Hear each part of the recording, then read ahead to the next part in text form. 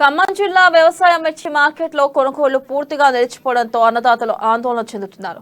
నగరంలో chamber of commerce ఎన్నికల సందర్భంగా గెలిచిన వాళ్లు, ఓడిన వాళ్ల మధ్య విభేదాలు చోటు చేసుకోవడం, కొనుగోళ్లు నిలిచిపోయినట్లు స్థానికులు చెప్పారు.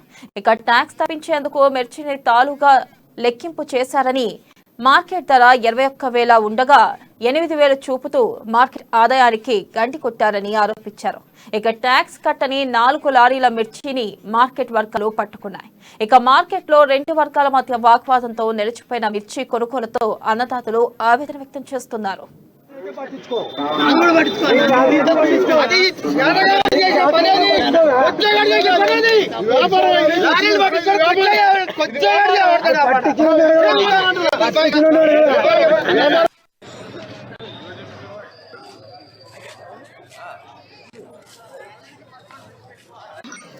ఖమ్మం మార్కెట్లో రైతుకి నష్టం జరుగుతుందన్న వ్యాపారస్తులపై కొన్ని వ్యాపార వర్గాలు దాడులు జరుగుతున్నాయి.